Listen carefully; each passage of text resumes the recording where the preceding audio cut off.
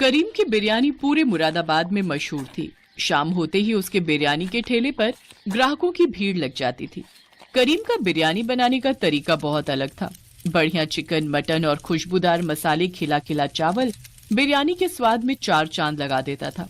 पर अचानक एक दिन करीम को हल्का बुखार आया तो वो घर पर थोड़ा आराम करने के लिए उस दिन ठेला नहीं लगा सका। उसने सोचा कि तबीयत में सुधार हो जाएगा, पर करीम की तबीयत ज्यादा बिगड़ गई और बुखार ज्यादा बढ़ता गया, जिस कारण करीम के शरीर में बहुत कमजोरी हो गई। इसी वजह से करीम बिरयानी का ठेला भी नहीं लगा पा रहा था और उसके काम का नुकसान हो रहा था। ये लो तुम्हारी दवाई, डॉक्टर साहब ने बोला है बिल्कुल भी काम पर नहीं जाना, अभी तुम कुछ दिन और आराम करो। नहीं रुखसाना, मेरा पहले ही काम बहुत खराब हो गया। कितने दिन से मैंने ठेला नहीं लगाया और तुम्हें तो पता है घर का किराया सर पर आ रहा है। बिजली पानी सबका किराया भी तो देना है। काम नहीं करूंगा तो पैसे कहाँ से आएंगे। चिंता मत करो, अब मैं ठीक हूँ, बस थोड़ी कमजोरी है। कल सुबह ठेला लगाने की तैयारी करता हूँ। एक काम करती हूँ, मैं भी तुम्हारे साथ जल्दी उठ जाऊंगी, दोनों मिलकर तैयारी कर लेंगे। ठीक है, फिर सुबह मुझे जल्दी उठा देना। और करीम मियाँ, किराया कब दे रहे हो? मैंने सोचा तुम तो आओगे नहीं तो खुद ही आ जाऊं। अकरम भाईजान, बस कुछ दिनों से तबीयत खराब चल रही है, इसलिए काम भी बंद पड़ा है। कुछ दिन कमाई करके फिर मैं जल्दी ही किराया देने की कोशिश करूंगा। नहीं नहीं, अब एक भी दिन ऊपर नहीं करना। कल तक मेरा किराया मुझे दे दो। वैसे भी मेरे साले की शादी है, मैं कुछ दिनों के लिए परिवार के साथ शादी में जा रहा हूँ। उसके बाद बहुत देर हो जाएगी। शादी के लिए खरीदारी भी तो करनी है। तो कुछ भी करके कल तक पैसों का इंतजाम कर ले, मैं कल फिर आऊंगा। अकरम धमकी देकर चला जाता है। करीम बिरयानी का ठेला लेकर बाजार पहुंचता है, पर अब उसी जगह पर किसी दूसरे आदमी ने बिरयानी का ठेला लगाना शुरू कर दिया। उसके सारे ग्राहक भी उसी ठेले पर बिरयानी खाने लगे, क्योंकि वो बिरयानी वाला करीम से कम दाम में बिरयानी खिला रहा था। इस कारण करीम की बिक्री बहुत कम हुई। करीम परेशान हो गया, क्योंकि अगले दिन अकरम फिर से किराया लेने आ गया। देख करीम, तू मेरा किराया नहीं चुका सका। अब ये ठेला, बर्तन और घर का सामान मैं कबाड़ में बेचकर अपना किराया पूरा करूंगा। चलो लड़को, जल्दी जल्दी सारा सामान उठाओ और ले चलो। अकरम भाई, ऐसा ना करो, मेरे छोटे छोटे बच्चों को लेकर मैं कहाँ जाऊंगा? रात होने को है। अकरम भाईजान सुनो, अल्लाह के लिए मुझ पर रहम करो अकरम भाई। अकरम ने करीम की एक नहीं सुनी। वो उसका सारा सामान उठाकर ले गया। करीम की आंखें आंसुओं से भर गईं। उसने अपने बेटे को गोद में लिया और पत्नी और बेटी के साथ घर से बाहर निकल आया। सुनिए, शाम होने को है, अब हम कहाँ जाएंगे? कोई ठिकाना भी तो नहीं है। थोड़ी देर में दिल्ली की बस आने वाली है, दिल्ली में ही रहेंगे। यहाँ मुरादाबाद में रहने का अब कोई फायदा नहीं। दिल्ली एक बार भाईजान के पास चलते हैं, हो सकता है वो कोई काम दिलवा दे। करीम अपनी पत्नी और बच्चों को लेकर मुरादाबाद बस अड्डे से दिल्ली की बस में बैठ गया और दिल्ली अपने बड़े भाई रहमान के घर पहुंचा। पर रहमान की पत्नी सलमा ने उन्हें वहां रहने के लिए साफ मना कर दिया। देखिए जी, मैं इन्हें यहाँ रहने के लिए इजाजत नहीं दे सकती। आप तो जानते ही हैं दिल्ली शहर में खर्चे कितने हैं। हम ही बड़ी मुश्किल से 2 वक्त की रोटी जुटा पाते हैं। अब इन दोनों का साथ में बच्चों का खर्चा उठाना हमारे लिए बहुत ही मुश्किल है। आप बुरा मत मानो करीम भाईजान, आपको कहीं और रहने का इंतजाम करना पड़ेगा।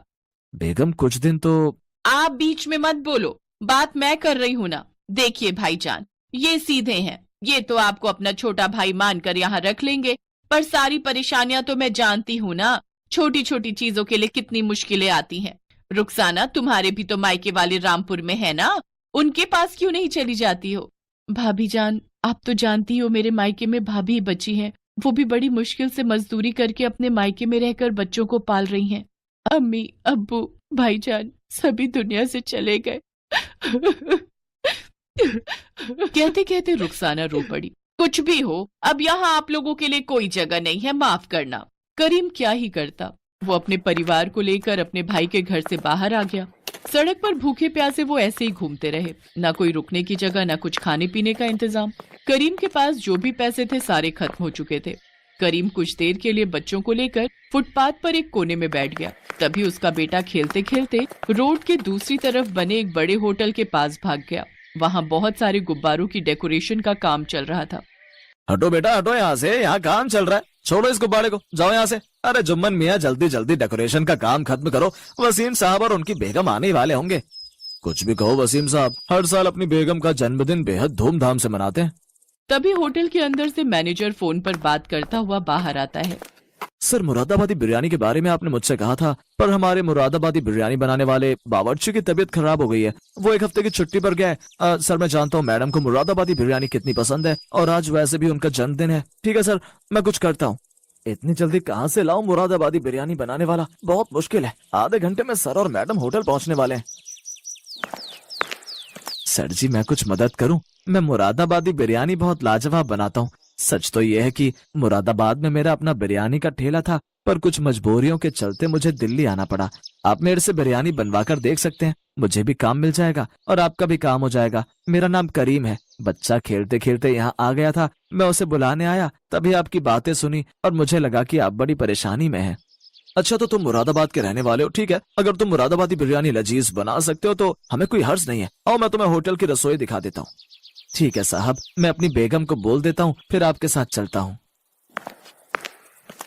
करीम रुखसाना को बोलकर मैनेजर के साथ होटल के अंदर चला जाता है। होटल की रसोई में जाकर करीम बिरयानी बनाना शुरू करता है। आसपास खड़े बहुत से बावर्ची उसे मुरादाबादी बिरयानी बनाते हुए देख रहे थे। करीम के लिए तो बिरयानी बनाना बहुत ही आसान था। वो झटपट बहुत ही बढ़िया, लजीज, खुशबूदार बिरयानी बनाकर तैयार कर देता है। मैनेजर उस बिरयानी को जब टेस्ट करता है तो वो हैरान रह जाता है। सचमुच करीम के हाथों की बिरयानी बहुत ही स्वादिष्ट थी। क्या बात है करीम मियां, तुमने तो बिरयानी बहुत ही बढ़िया बनाई है। मुझे लगता है सर और मैडम को तुम्हारी बनाई हुई मुरादाबादी बिरयानी बहुत पसंद आएगी। तुमने तो मेरी सारी परेशानी दूर कर दी। शुक्रिया साहब। करीम बिरयानी बनाकर होटल के बाहर आ जाता है और वहीं अपनी बेगम और बच्चों के साथ बैठ जाता है। होटल के अंदर से जन्मदिन की पार्टी की आवाजें आ रही थी। करीम बाहर ही इंतजार कर रहा था कि कब उसे मैनेजर बताएगा कि उसके हाथों की बिरयानी सबको कैसे लगी। काफी देर तक वो बाहर बैठा रहा। सुनो जी, आपको बिरयानी बनाकर आए बहुत देर हो गई। अभी तक मैनेजर ने आपको कुछ भी नहीं बताया। कहीं ऐसा तो नहीं कि वो बिरयानी बनवाकर भूल गए हो? एक बार आप खुद जाकर बात करते कि वो क्या कहते हैं। बच्चों को भी भूख लगी है।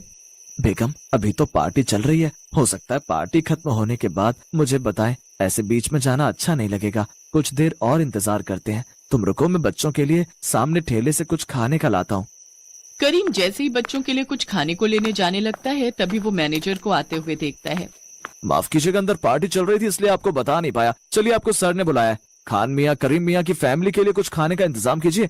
करीम मैनेजर के साथ होटल के अंदर जाता है। मुझे मैनेजर ने तुम्हारे बारे में बताया।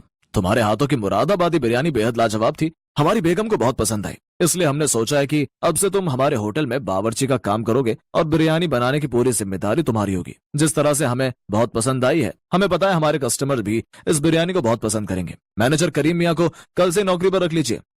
शुक्रिया साहब, बहुत बहुत शुक्रिया।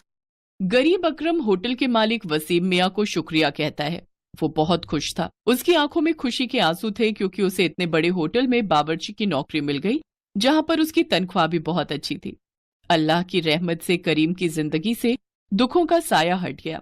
उसकी मेहनत की वजह से दिल्ली जैसे बड़े शहर में, बड़े होटल में उसे बावर्ची की नौकरी मिल गई और उसकी सारी परेशानियां दूर